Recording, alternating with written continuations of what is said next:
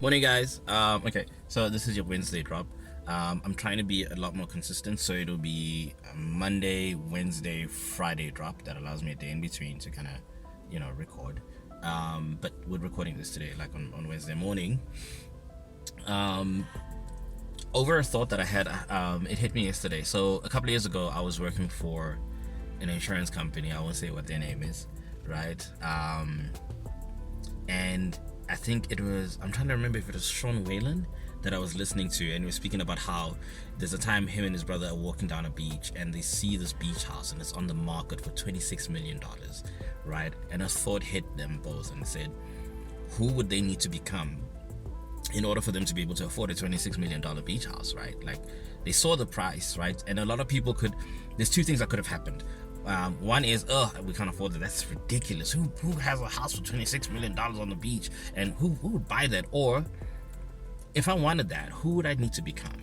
Right? We always tend to, and I think it's Robert Kiyosaki, I could be wrong. We always tend to have two mindsets. Either, this is too expensive, I can't afford it, or I can't afford it yet. Meaning that I would need to make a series of changes so that I would be in a position to be able to afford whatever it is that I want, right? And so, yeah, they're walking right on this beach, and a thought hit him, and it says it kind of was gnawing at him that, that question of who would he need to become in order to be able to afford a $26 million beach house, right?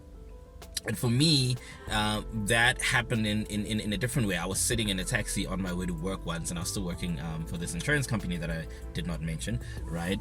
And I remember we were driving through Hyde Park, which is a really nice neighborhood here in Johannesburg, right?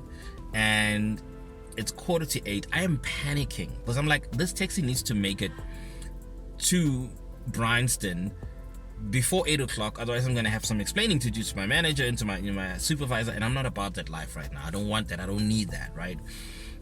And we came to a stop, and there's a very famous bakery called Fournos Bakery, like Fournos Bakery, and like they are the creme de la creme of bakeries, man. They make some of the best stuff in the world, right? The puff pastries, the works. And I'm sitting in this taxi. It's an old Toyota Siaya taxi. Those of us who are outside of South Africa, those taxis are old, man. They're rickety, some of them, right? And I'm sitting by the door because I sat there because I knew, like, I need to be out of there as quickly as possible, right? But in the midst of me panicking about it's 7:45, and I'm in this rickety taxi, right? I look at the scene. It's Fournos Bakery, and it's packed. It's 7:45 in the morning. It's packed. And I remember, in the same words that Will Smith spoke about said in the Pursuit of Happiness, those people look so damn happy. It's 7:45 in the morning, you're sitting at Fournos Bakery, like there's not a care in the world, like you've got no problems. Like your biggest worry for that morning thus far has been, I hope we get a good table, right? And I remember just sitting there, and they were laughing, and they were so relaxed. And the cars, like, let's not talk about the cars, man. The cars that are parked there, they could buy my life 50 times over with the price tag on those cars, right? And I'm stressing, and I remember just sitting there, and I was like, who are they? What do they do? Right? Like, what did they have to do in order to experience that reality? Because the reality I was experiencing and the reality that they're experiencing are two very different realities. We're not living in the same reality in the same world. Never mind that we're not even living in the same tax bracket, because that's a whole conversation another day, right? And I remember starting to go through all of these emotions, right? Like all of these thoughts are coming through my head. There's the usual one that we all default to, it's because they probably inherited this money, or they, 1, 2, 3, right? And we start to justify for us not being in that same reality. Don't get me wrong. I know there are justifiable reasons why I was not able to experience the reality that we're experiencing, right? It could be that, they had inherited money, or they had different, they'd made different life choices in terms of careers, right? And like there's a whole host, a plethora, I wanted to use that word once in a while, a plethora of reasons why they could be there. But I remember just thinking, I'm sitting in a situation that I cannot control, right? Like that taxi, that was not on my time. They got to Fournos Bakery at the time that they wanted to get to there.